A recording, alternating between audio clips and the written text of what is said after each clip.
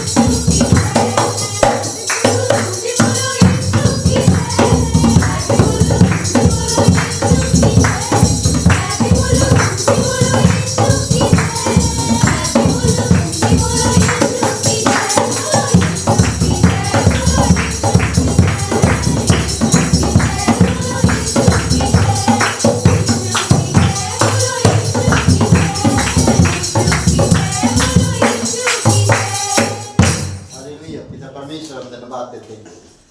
तू सच्चा है, तू धर्मी है, तेरे मुख की बातें जीवित है पिता, और वो सदा की है, अटल रहता, स्थिर रहता, कमजोरियों को बल देता, बीमारियों को चंगाई देता। तू कहता है और वो सब बन जाते हैं। प्रभु यीशु, तू उस सूबेदार की पुत्र के लिए तूने वचन कहा, जा तेरे पुत्र ठीक है, तो वो ठीक हो गया। धन्यवाद देते प्रभु यीशु, तेरी महिमा करते, जीवित और पराक्रमी परमेश्वर, सारा आदर सारा महिमा तुझे देते। धन्यवाद देते प्रभु। यीशु यीशु सर्वशक्तिमान,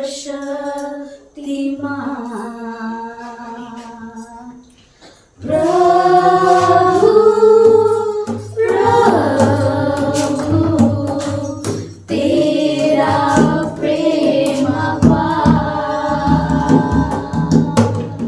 यीशु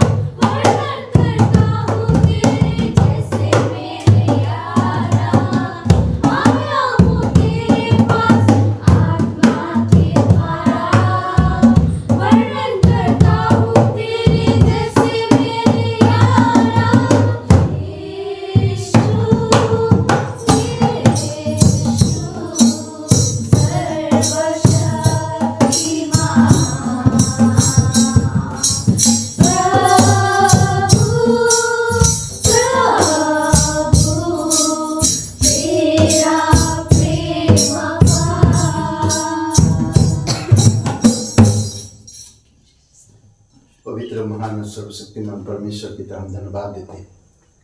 स्वर्ग और पृथ्वी बनाने वाला, प्रत्येक लोगों को संभालने वाला पिता, हर एक जीव जंतु जानवरों को ठीक समय पर आहार देने वाला, समय समय पर तू इस धरती पर अद्भुत कार्य करने वाला परमेश्वर, हम धन्यवाद देते हैं तेरे प्रेम, तेरे शांति, तेरे अनुग्रह के लिए। तू जो रास्ता दिया है आसान और सहज है, हर कोई उस रास्ता पे चल सकता है। प्रभु अभिषेक करो आज इस सभा को, तेरे चरणों पर रखते प्रभु यीशु, आपकी इच्छा और आत्मा की सामर्थ से आप बातें करो। जीवित और पराक्रमी परमेश्वर, धन्यवाद देते यीशु मसीह के नाम से मांगते, आमीन। और कैसे हैं आप लोग? ठीक हैं? फिलहाल तो ठीक है। ओके, तो 2 क्लासेस होता है, सोमवार और मंगलवार, और आज सभा है। तो आप सभी का स्वागत है। तो आइए समय पर हम लोग क्लास सीख सके दिन प्रतिदिन, ओके, और परमेश्वर के करीब रह सके, स्थिर रह सके, विश्वास में बढ़ सके। जरूरी है परमेश्वर के वचन को ज़्यादा से ज़्यादा जानना। प्रार्थना जब हम करते हैं तो हम स्वयं अपनी चीज़ों को परमेश्वर को बताते हैं, और जब हम बाइबल पढ़ते हैं तो परमेश्वर हमसे बातें करता है। तो ये चीज़ों को हमें ध्यान देना, और जब हम संगति करते हैं तो परमेश्वर को अच्छा लगता है, और जब हम उसकी वचन सुनते हैं वो हमसे बातें करता है, हमारी जो अंदरूनी निर्बलता और निराशा को बल देता है, और जो टूटेपन को जोड़ता है और सामर्थ देता है। ओके, तो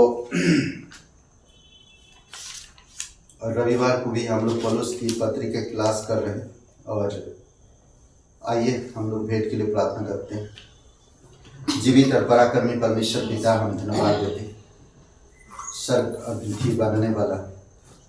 यह अनुग्रह अद्भुत है जो हर एक लोगों को आज अनुग्रह की ज़रूरत है, और तेरे अनुग्रह में रह भी रहे हैं पर समझ नहीं पाते तेरे अनुग्रह। प्रभु यीशु, अभिषेक करो इस कलीसिया की हर एक भाई बहनों को जो विश्वास योग्यता से आगे आकर देते हैं पिता। धन्यवाद देते हैं, यीशु मसीह के नाम से मांगते हैं, आमीन।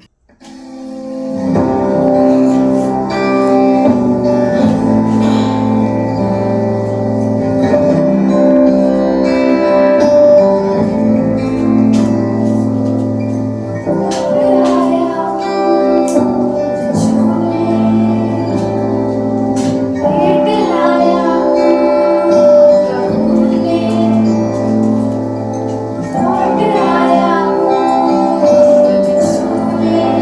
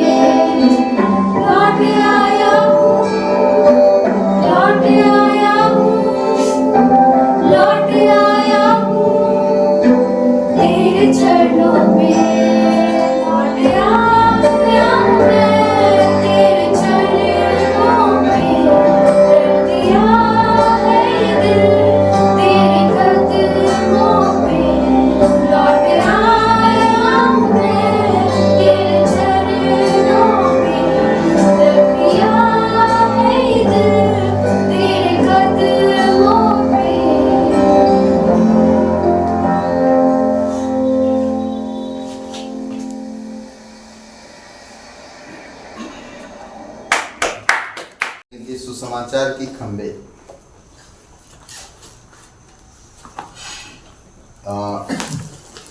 15 अध्याय खोलिए।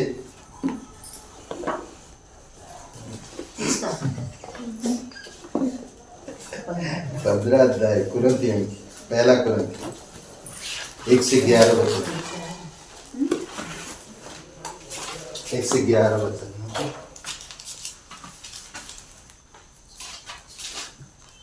उससे पहले हम लोग भजन संहिता 53 पढ़ते। 53 1-5 से 12। भजन संहिता 53 5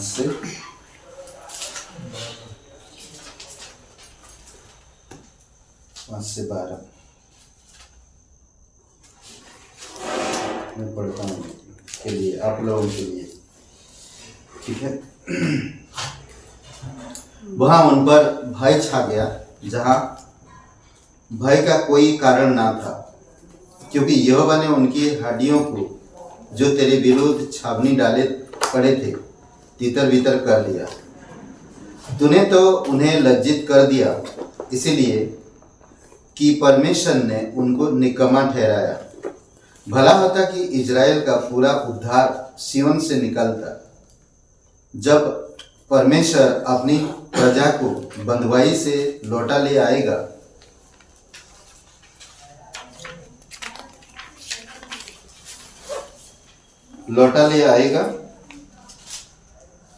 तब याकूब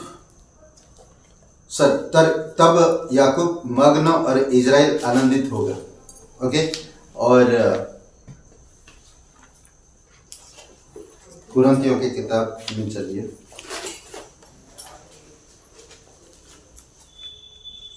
15 अध्याय पहला कुरिन्थियों का क्या हो होएगा तो बताइए, मैं उसको ठीक करेगा। हे भाइयों, अब मैं 1 से 11।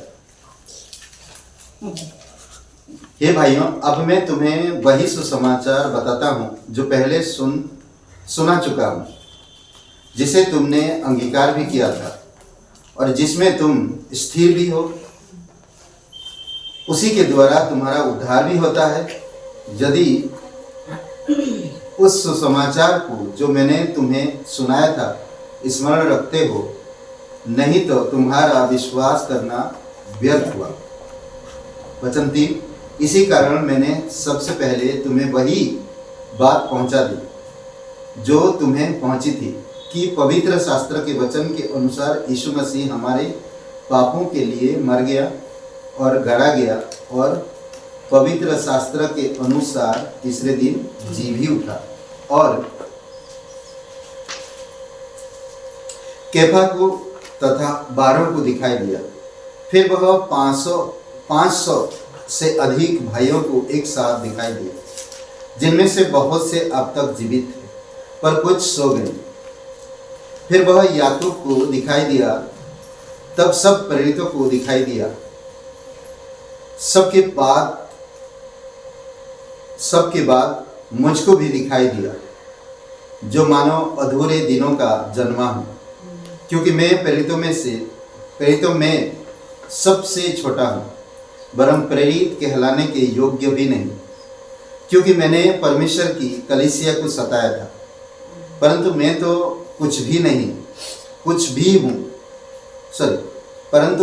कुछ भी हूँ परमेश्वर के अनुग्रह से हूँ। उसका अनुग्रह जो मुझ पर हुआ वह व्यर्थ नहीं हुआ, परंतु मैंने उन सब से बढ़कर परिश्रम भी किया। तभी यह मेरी ओर से नहीं हुआ, परंतु परमेश्वर के अनुग्रह से जो मुझ पर हुआ था। इसलिए चाहे मैं हूँ चाहे वे हो, हम यही प्रचार करते हैं और इसी पर तुमने विश्वास भी किया। ओके, तो इस बात के लिए हम आइए प्रार्थना करते हैं। पवित्र महान सर्वशक्तिमान परमेश्वर पिता, हम धन्यवाद देते आपके वचनों के लिए, आपकी सुसमाचार के लिए, आपके अनुग्रह के लिए, आपका प्रेम के लिए और आपके पुनरुत्थान के लिए। धन्यवाद देते थे, स्तुति महिमा कर यीशु मसीह के नाम से मांगते हैं, आमीन। ओके, कुछ बातें यहाँ पर हम देखते हैं। ओके, सुसमाचार के खंभे, पहला कोरिन्थियों का 15 अध्याय 1 से 11 वचनों में हम लोग देखें सुसमाचार का क्या। ओके, सबसे पहली बात हम देख सकते हैं, इनमें संदेह नहीं कि कुरिन्थियों के लोगों को या कलीसिया को एक ऐसी भी समूह था जो मृतकों को जी उठने पर विश्वास नहीं था। जो लोग मरे हुए से जी उठते उन पर यकीन नहीं था, वो लोग विश्वास नहीं करते थे। इसी वजह से तो पौलुस को ये बात बताना पड़ रहा। बहुत से प्रॉब्लम थी वो कलीसिया में, बहुत सारे तकलीफ थी, शादी के ऊपर लेकर, औरतों के ऊपर लेकर, खाने पीने से लेकर बहुत सारे प्रॉब्लम था। शादी में प्रभु भोज, ये सारी चीज़ें प्रॉब्लम था उसमें, बहुत सिद्धांतों में। और यहाँ पर हम देख रहे हैं कि वो मरे हुए से अगर कोई जी उठा तो उस पर विश्वास नहीं करते थे। ओके, इस समस्या के समाधान में पौलुस ने एक पत्र लिख रहा, ये अध्याय को तैयार किया और उनको बताया ये जो समस्या इनमें है, और वे समाधान चाहते थे। तो पौलुस उनको बता रहा कि मैं वही चीज बता रहा हूं जो पहले तुम सुन चुके हो ना, पहले से तुम सुन चुके हो। और एक बात इस्तेमाल करता हो, क्या कहता कि वचन 3 में, इसी कारण मैंने सबसे पहले तुम्हें वही बात पहुंचा दी जो तुम्हें पहुंचानी थी, कि पवित्र शास्त्र के वचन के अनुसार यीशु मसीह हमारे पापों के लिए मर गए। ओके, पवित्र शास्त्र का इस्तेमाल कर। पवित्र शास्त्र किस प्रकार से कहते हैं कि यह वही सुसमाचार, यह वही पुराना सुसमाचार है जो उत्पत्ति में है, समझ रहे, इसीलिए वो पवित्र शास्त्र को इस्तेमाल कर रहा। और वही सुसमाचार है जो निर्गमन में है, समझ रहे, और वही सुसमाचार है जो लेवी व्यवस्था की पुस्तकों में पाया जाता है। ओके, तो देखेंगे कई सारे उदाहरणों से परमेश्वर समझाया कि एक उद्धारकर्ता होगा और उससे तुम उद्धार पाओगे। अद्भुत। और 4 बातें हम ध्यान दे सकते हैं उसमें। वचन 3 में, पवित्र शास्त्र के वचन के अनुसार यीशु मसीह हमारे पापों के लिए मर गया, पहला क्रम। ओके, वचनों के आधार पर, भविष्यवाणियों की पुस्तकों के द्वारा या परमेश्वर की वचनों के द्वारा, या शुरू से जो बताया गया था, उत्पत्ति का 3:15 अगर हम देखते हैं, वहां पर कहा गया एक उद्धारकर्ता के बारे में। और परमेश्वर जो आदम और हवा के लिए, पाप के लिए एक निर्दोष की बलि करना पड़ा, मेमने को मारा गया और उनके लिए अंगरक्ष बनाया गया। करेक्ट, वो भी हम देख सकते हैं उत्पत्ति की किताब में। और एक उदाहरण हम देख सकते हैं जो बहुत चाहिता है, और वो है अब्राहम का बेटे को बलि करना। और भी ऐसे बहुत से जगहों पर है जो हम देख सकते हैं, ठीक है। और ये है पवित्र शास्त्र के वचन के अनुसार यीशु मसीह हमारे पापों के लिए मर गया। फिर दूसरा वचन 4 में, वह गाड़ा गया। ओके, वचन 4 में, वचन संहिता 16:8-10 में आप देख सकते हैं इसको, या पढ़ सकते कोई एग्जाम। 3 वचन में हम लोग देखा ना, भजन संहिता 53:5 से लेकर आगे। ओके, और भजन संहिता 16 और वचन 8 से 10 में ये हम पाते कि वो गाड़ा गया, सड़ने नहीं दिया उसे परमेश्वर। ओके, पहला क्या था कि हमारे पापों के लिए वो मर गया। दूसरा खंबा कौन था? गाड़ा गया। तीसरा, पवित्र शास्त्र के अनुसार वह तीसरे दिन जी भी उठा। 4 वचन में, पवित्र शास्त्र के अनुसार वह जी भी उठा। ओके, और एक हम देख सकते हैं 5 और वचन 6 में, पहला कोरिन्थियों का 15 अध्याय वचन 5 और 6, उनके गवाहों के द्वारा देखा गया, अनेक गवाहों के द्वारा देखा गया। ठीक है, ये जो 4 खंबा है, बहुत इंपॉर्टेंट है, यही है सुसमाचार का आधार। ओके, यदि हम पुनरुत्थान का इनकार करते हैं, ध्यान दीजिए एक बार, यदि हम पुनरुत्थान का इनकार करते हैं, हम सुसमाचार के सबसे महान सत्य में से एक महान सत्य का इनकार करते हैं। समझ रहे हैं? एक महान सत्य को हम इनकार कर देते हैं। तो ये चारों जो खंबा है, यीशु मसीह मेरे पापों के लिए मारा गया, फिर गाड़ा गया, फिर पवित्र शास्त्र के अनुसार वो तीसरे दिन जी उठा। ओके, और हम गवाहों के बारे में देखते हैं। किसी ने आपको बताया, कैसे बताया कि यीशु मसीह आपसे बहुत प्यार करता है, क्योंकि हम एक पापी इंसान हैं और पापी होने के कारण हम कभी भी पवित्र स्थान में नहीं प्रवेश कर सकते। करेक्ट? और प्रभु यीशु मसीह हमारी जगह पर हमारे पापों को अपने ऊपर लेकर वह क्रूस पर बलिदान हुआ और कब्र में गया और तीसरे दिन जी उठा। ये सिंपल सुसमाचार है और यही सुसमाचार से हमें सुनाया गया। शुरू में पहले यीशु मसीह यही बातें किसको दिया? प्रेरितों को। ओके, मरकुस का 12:40 पढ़िए एकदम, 12:40।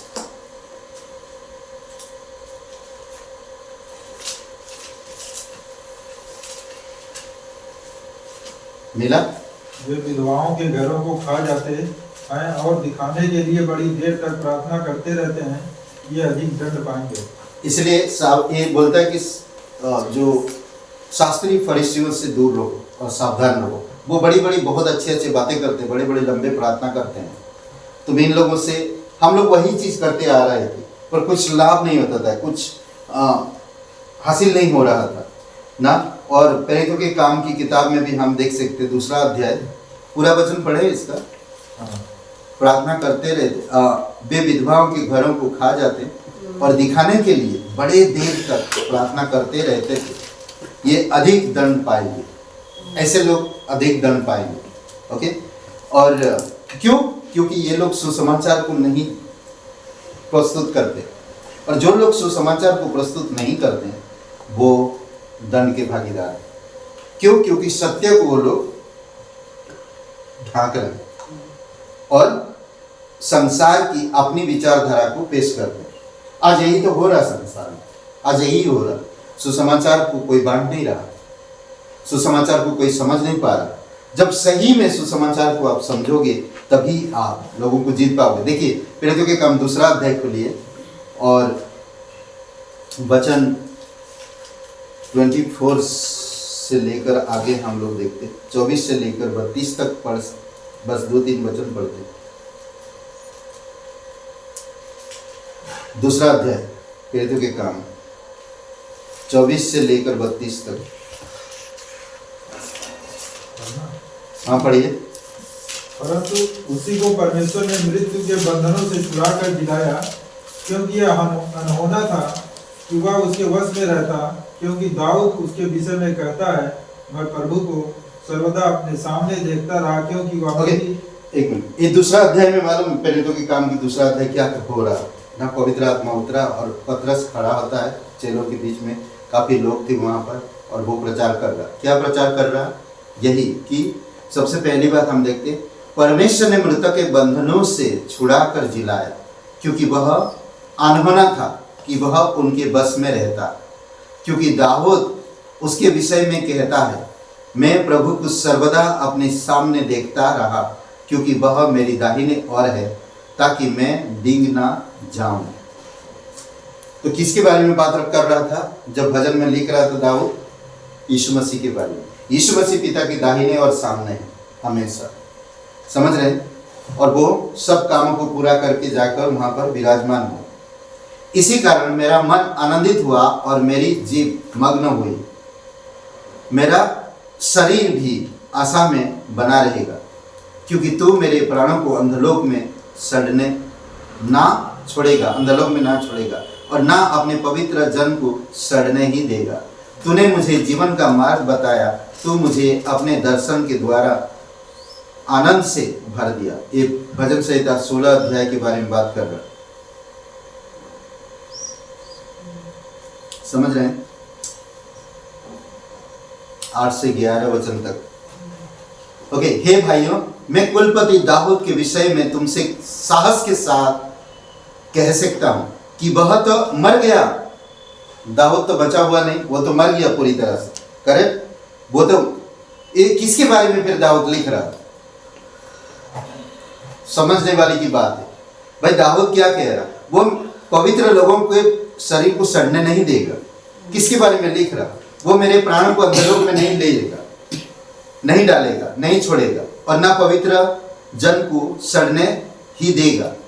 तो मुझे जीवन का मार्ग बताएगा, तो मुझे अपने दर्शन के द्वारा आनंद से भर देगा। किसके बारे में कह रहा? यहाँ पर वही पतरस जब बता रहा तो उनको समझा रहा कि दाऊद तो मर गया, फिर ये वचन किसके बारे में कह रहा?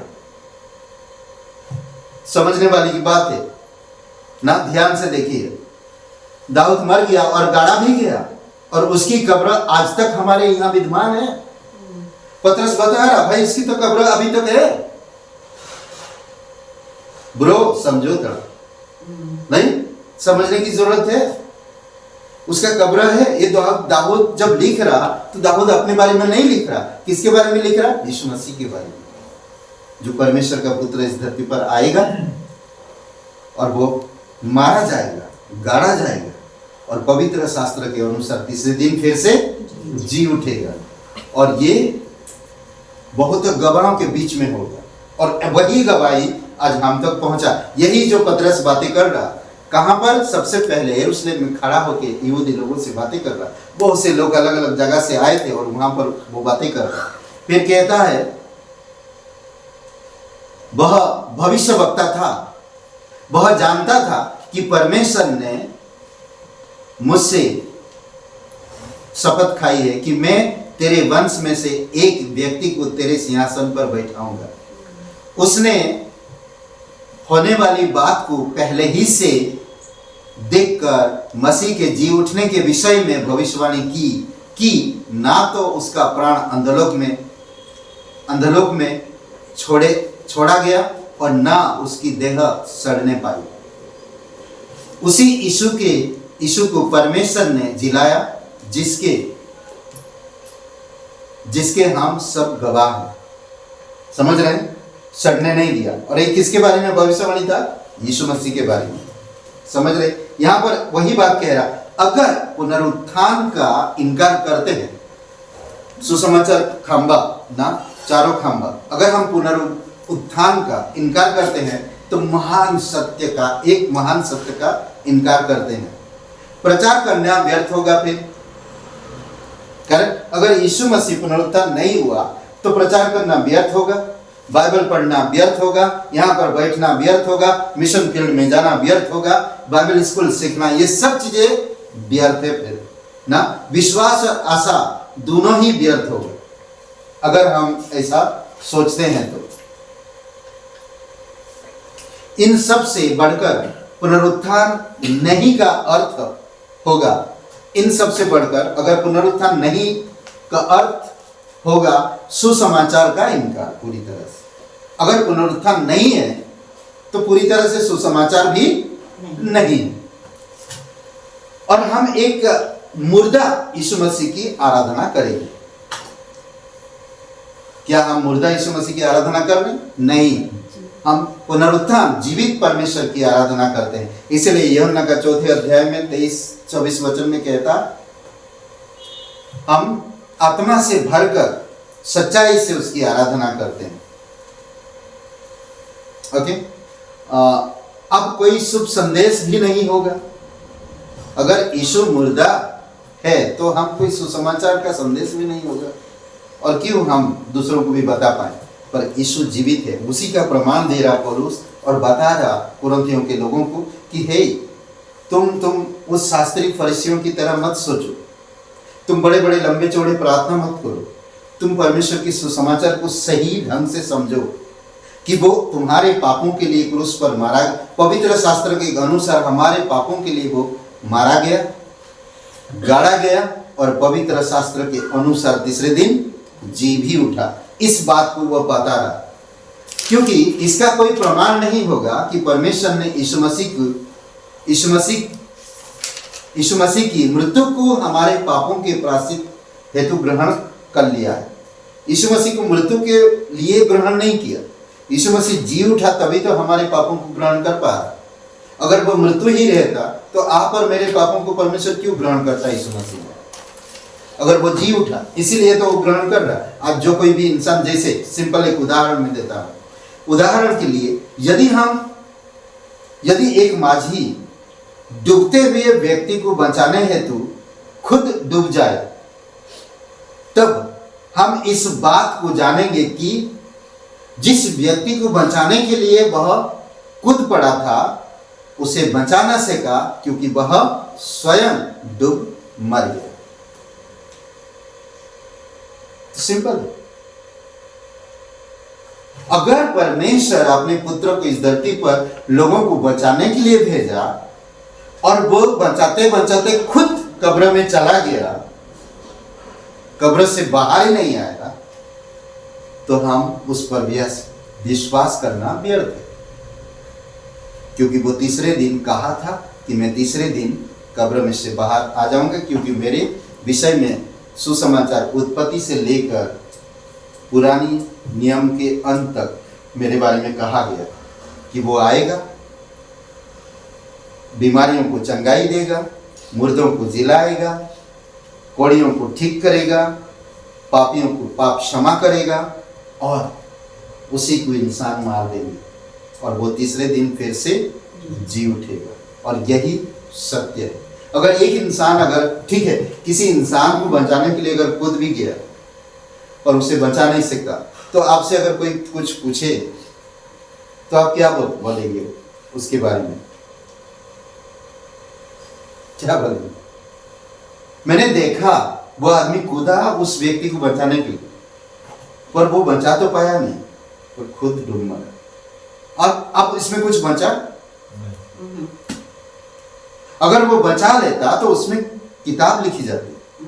मसीहा बोलते उसको, किताब लिखी जाती और उसको हाईलाइट किया जाता और उसको पूछा जाता, आपको ठहरना नहीं आता, फिर भी आप कितने साहस के साथ कूद पड़े। जो पाप को नहीं जानता था, इस पाप के लिए वो कूद गया। सोचिए, दूसरा कोरिन्थियों का 5:21 में कहते हैं कि वो पाप को नहीं जानता। सोचिए, और वो कूद गया। अद्भुत है। इसमें यदि यीशु मसीह कब्र से बाहर ना निकला तो वह कभी भी व्यक्ति को कब्र से बाहर नहीं ला सकता। समझ रहे? अगर यीशु मसीह कब्र से बाहर नहीं आता तो क्या आपको मुझे कब्र से बाहर ला पाएगा? नहीं, कभी भी नहीं, क्योंकि वो कब्र से बाहर आया। यीशु मसीह मर गया था और यह उसकी देह ही थी जो पुनः जी उठा। देह था जो पुनः जी उठा। ओके, क्योंकि उसकी आत्मा पिता के हाथों में सौंप दी गई थी।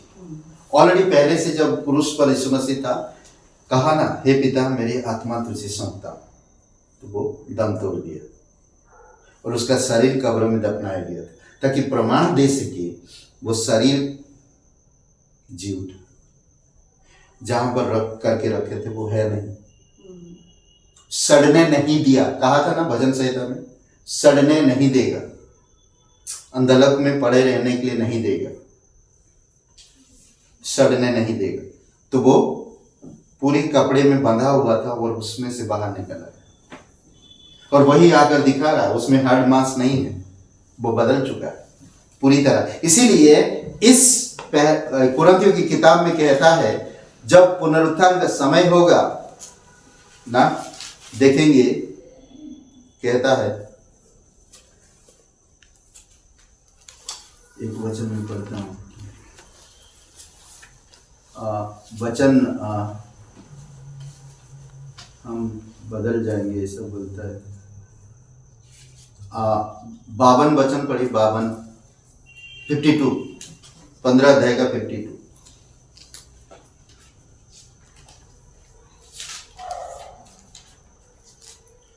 पहला कुरिन्थियों का 15 अध्याय 52 मिला है?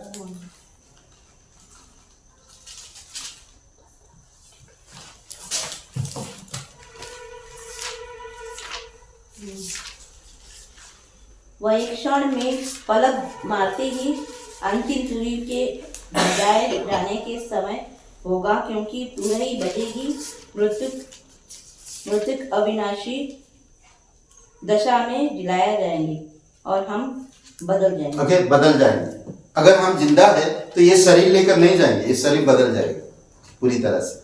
कितना ना अच्छा होगा। उससे पहले मैं एक चीज और बताना चाहता हूँ।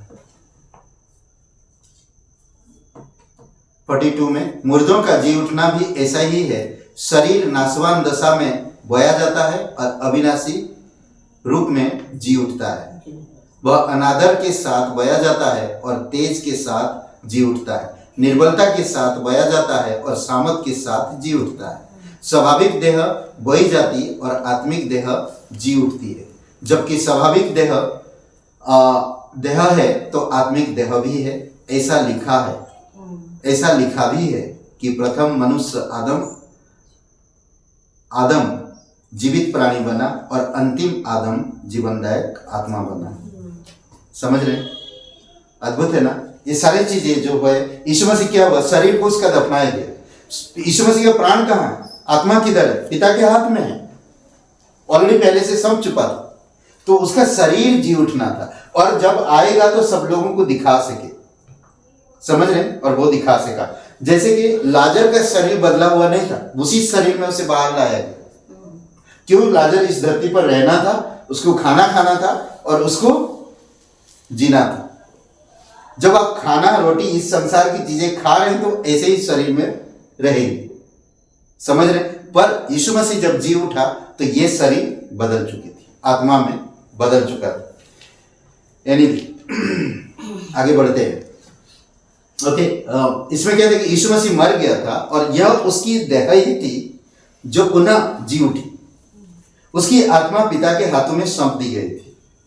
ओके, यीशु मसीह जीवित है, इसीलिए हम भी जीवित रहेंगे। इसमें कोई गुंजाइश, संदेह कुछ भी नहीं। ओके, पहला कुरिन्थियों का 15 अध्याय में यीशु मसीह के जी उठने के अनेक प्रमाण देता है, बहुत से बात प्रमाण देता है। पहला, यीशु का पुनरुत्थान, उसका दोबारा आगमन,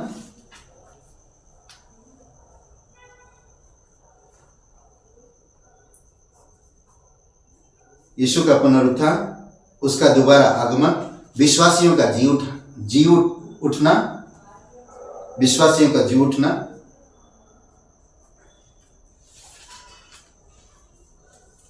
यीशु मसीह के शत्रु का विनाश,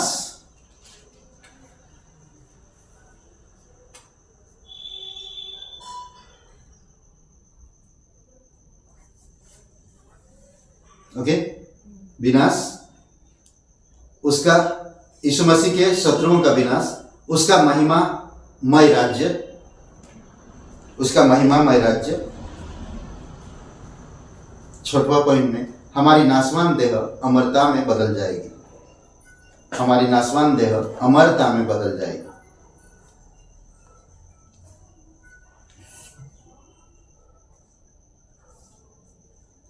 ओके, इसीलिए कहता है कि यीशु मसीह जीवित है, इसीलिए हम भी जीवित रहेंगे। हे मृत्यु, तेरा डंक कहाँ रहा? इसी अध्याय में मिलता है ना, 54 और 55, 56 में। हे मृत्यु, तेरा डंक कहाँ रहा? मृत्यु, तेरी जय कहाँ रही? हार चुका, खत्म, वो कुचल दिया। मृत्यु से पार हो गया यीशु मसीह। आज जो कोई यीशु मसीह में है, मृत्यु का डर नहीं उनमें। क्यों? क्योंकि वो जानते हैं कि हम अनंत के लिए जी रहे हैं। आमीन। आइए प्रार्थना करते। यह है सुसमाचार की खंबे। आप खुद उसको पढ़िए, बायात करिए यीशु मसीह और लोगों को बताइए। पिता परमेश्वर, हम धन्यवाद देते, आपकी स्तुति महिमा करते। दयालु और करुणामय परमेश्वर, सारा आदर सारा महिमा हम तुझे देते प्रभु यीशु। अभिषेक करो इस सुसमाचार को समझने के लिए, लोगों की समझ को खोलो। जिस तरह प्रभु यीशु तेरा वचन कहता है, लूका का 24 और आखिरी जो शब्द थे आपके, तो उनकी समझ को आपने, पवित्र शास्त्र को समझने के लिए उनकी समझ आप खोल दिया। और फिर उन्हें तू बताया सुसमाचार, जाओ पूरे जगत में जाकर जो तुमने मुझसे सीखा वो तुम दूसरों को सिखा। प्रभु यीशु हम धन्यवाद देते, तेरी स्तुति महिमा करते हैं। हमें इस योग्य बनाया, हमें राजदूत की तरह आपने तैयार किया, हमें चुना। प्रभु यीशु हमें इस कार्य को बारीकी से ध्यान दे सके, किस तरह से हम लोगों के साथ वार्तालाप कर सके। प्रभु यीशु आप हमें समझ दीजिए, आपकी आत्मा के द्वारा अगुवाई करिए, भरपूर रखिए आपकी वचनों की समझ, हमें हमारी समझ को खोलिए कि हम तेरी महिमा कर सके। धन्यवाद देते प्रत्येक भाई बहनों के लिए जो लोग नहीं भी आए। प्रभु यीशु हम उनके लिए प्रार्थना करते हैं, आप उनको सुरक्षित रखें और अगुवाई करें। जीवित और पराक्रमी परमेश्वर धन्यवाद देते, यीशु मसीह के नाम से मांगते, आमीन। भजो नाम जपो नाम प्यारा नाम यीशु नाम, भजो नाम जपो नाम प्यारा नाम यीशु नाम।